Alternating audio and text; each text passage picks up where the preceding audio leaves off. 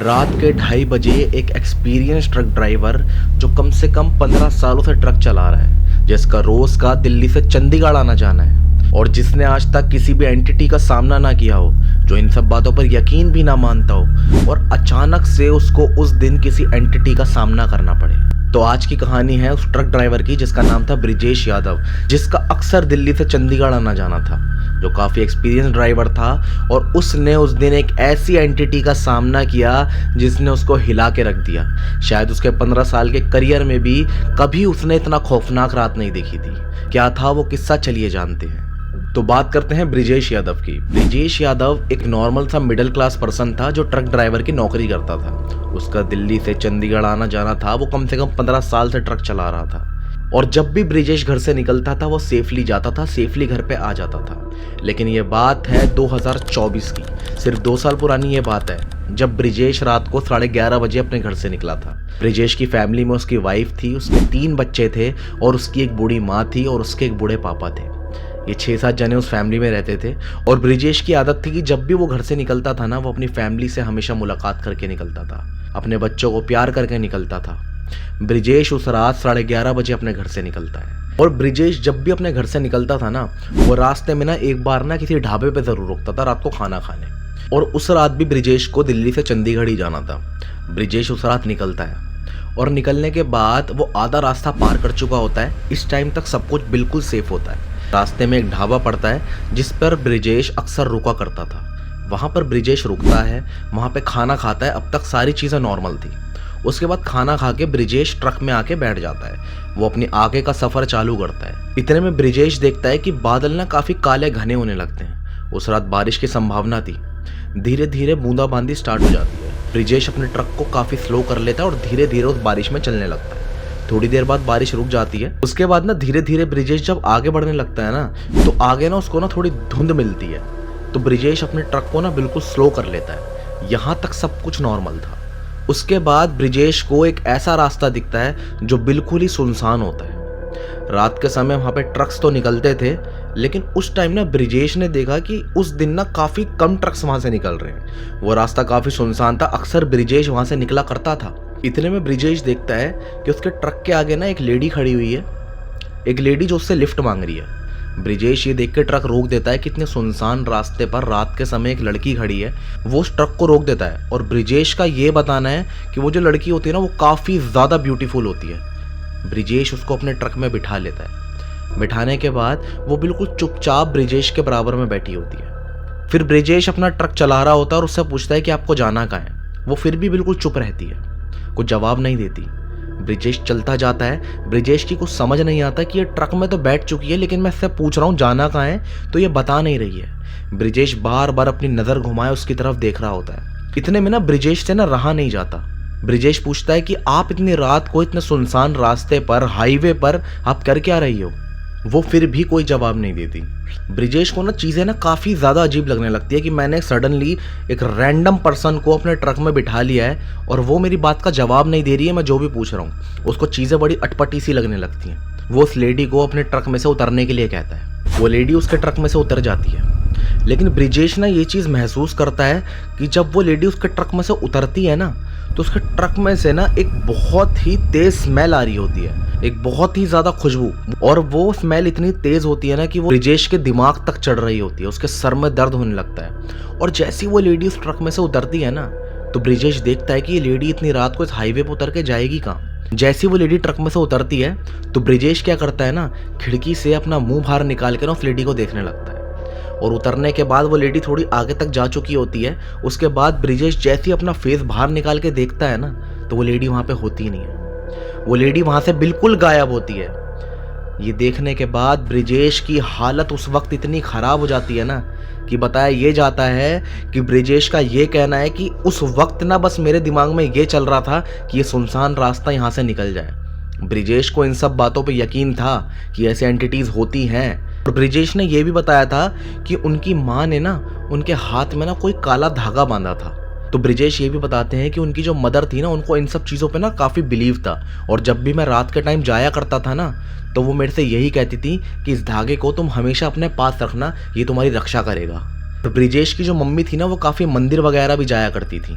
उस वक्त ब्रिजेश का दिल ना बहुत ज़ोर ज़ोर से धड़क रहा होता है। ब्रिजेश अपनी ड्राइविंग पे ध्यान देता है और वो ट्रक ड्राइव कर रहा होता है और सीधा सीधा जा रहा होता है। इतने में ब्रिजेश देखता है कि बिल्कुल सामने रोड पे ना, रोड के बीचम बीच उसके ट्रक के आगे एक लेडी बैठी हुई है जिसने सफ़ेद साड़ी पहन रखी है और उसके सफ़ेद ही बाल होते हैं। उसका चेहरा नहीं दिख रहा होता, वो अपने मुंह को ना ऐसे नीचे करके यूं बैठी होती है। दोस्तों, ये सोचने की बात है, अगर आप हम में से कोई भी ऐसे सुनसान रास्ते पे जा रहे हैं और सामने रोड के बीचम बीच एक लेडी बैठी हुई दिख जाए, उस वक्त हमारी क्या हालत होगी। लेकिन ब्रिजेश ने उस वक्त अपने आप को संभाला। ब्रिजेश ने देखा कि ये कौन लड़की बैठी हुई है।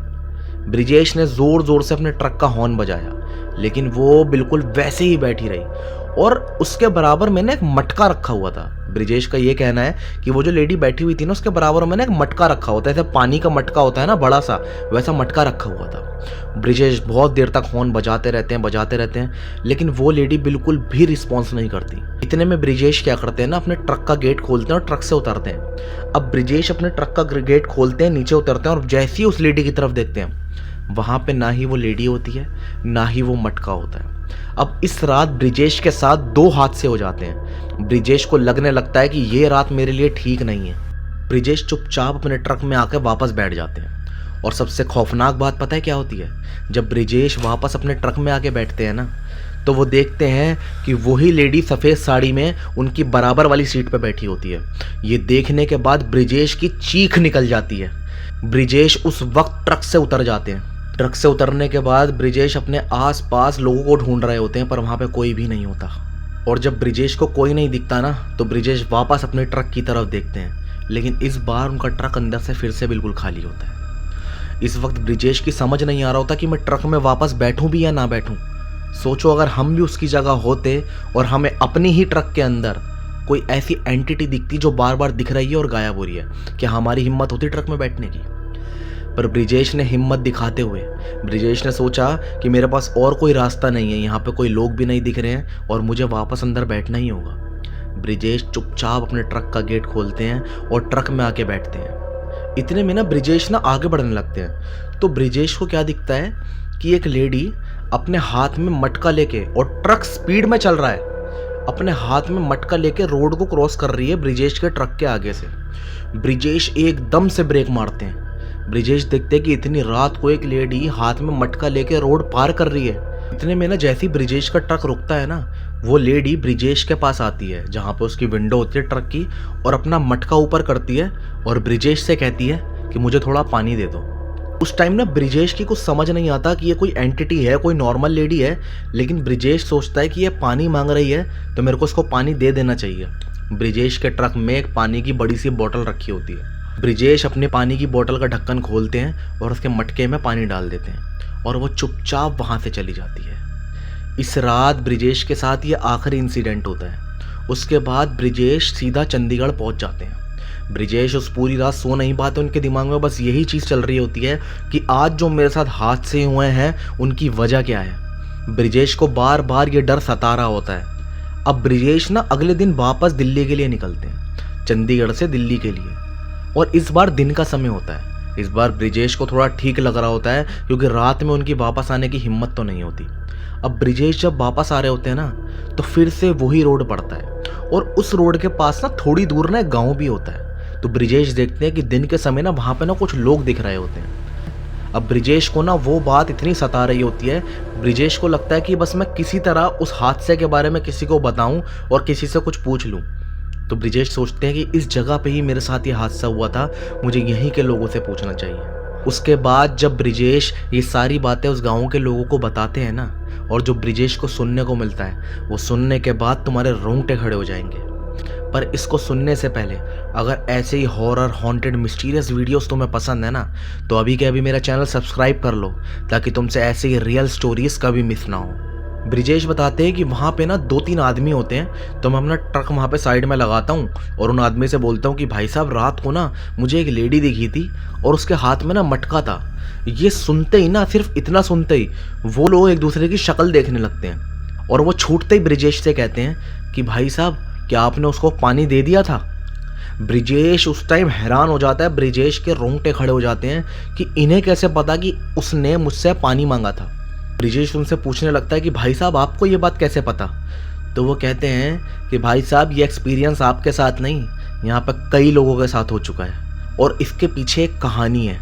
तो ब्रिजेश पूछता है कि भाई साहब वो क्या कहानी है। तो वो बताते हैं आज से कई साल पहले ना इस गांव में पानी की बहुत समस्या थी और यहाँ की जो औरतें थीं वो पानी लेने रोड क्रॉस करके थोड़ा दूर जाया करती थी।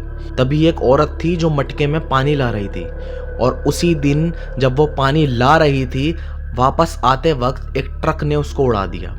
एक ट्रक ने उसको उसी रोड पर कुचल दिया और वहीं पे उसकी मौत हो गई। वहीं पे उसका पानी का मटका भी फूट गया और वो औरत भी मर गई। और तब से ये बताया जाता है कि आज भी वो पानी की तलाश में है, क्योंकि उस दिन वो पानी ही लेने गई थी। और आपने नहीं, ऐसे बहुत से लोगों ने उसको देखा है और वो लोगों से पानी मांगती है। ब्रिजेश उनसे पूछने लगता है कि भाई साहब आपने मेरे से ये सवाल क्यों पूछा था कि आपने उसको पानी दिया या नहीं दिया। मैंने तो उसको पानी दे दिया था, कहीं मेरे साथ कुछ गलत तो नहीं होगा ना। तो गांव वाले बताते हैं कि भाई साहब अगर आप उस रात उसको पानी नहीं देते ना तो आपके साथ गलत होता। तो ब्रिजेश पूछता है भाई साहब वो कैसे। तो उन्होंने बताया इस रोड पर जो उसको पानी नहीं देता ना वो उसको छोड़ती नहीं है। इवन वो बताते हैं कि कितने लोग यहाँ पे ऐसे आए ना जो पोजेस्ड हो चुके थे, जिन्होंने पानी नहीं दिया उनकी तबीयत खराब होने लगी थी, वो उल्टी सीधी हरकतें करने लगे थे, वो पागल हो चुके थे और कितने लोगों की तो मौत भी हो चुकी है इस वजह से। अगर उस रात आपने उसे पानी नहीं दिया होता तो आपके साथ भी कोई हादसा हो सकता था। ब्रिजेश जो थे वो दिल्ली में रेंटेड हाउस में रहते थे। वैसे ब्रिजेश का जो बैकग्राउंड था वो यूपी से था, वो काफ़ी सालों से यहाँ पे किराए पर ही रह रहे थे और उस रात ब्रिजेश बच गए। गाइस कुछ ऐसी एंटिटीज़ होती हैं, कुछ ऐसे हॉरर इंसिडेंट होते हैं जो हमें पता नहीं होता कि हमें फेस करने पड़ेंगे, पर हमें इन सब बातों का ख्याल रखना चाहिए, इन सब बातों का ध्यान रखना चाहिए। लेकिन इन सब वजहों की वजह से ना हमारे मन में एक सवाल ये पैदा होता है कि ऐसे जो हॉरर इंसिडेंट हो जाते हैं, अगर रात के समय कोई जेन्युइनली हमसे हेल्प मांगता है या हमें कोई भी ऐसा दिखता है तो हम उसको कैसे पहचाने कि वो एक एंटिटी है या रियल में कोई ह्यूमन है। क्या हमें रुकना चाहिए भी या नहीं, ये सवाल है मेरा आप लोगों से। मुझे कमेंट सेक्शन में ज़रूर बताइए और वीडियो को लाइक करके ज़रूर जाना। Thank you.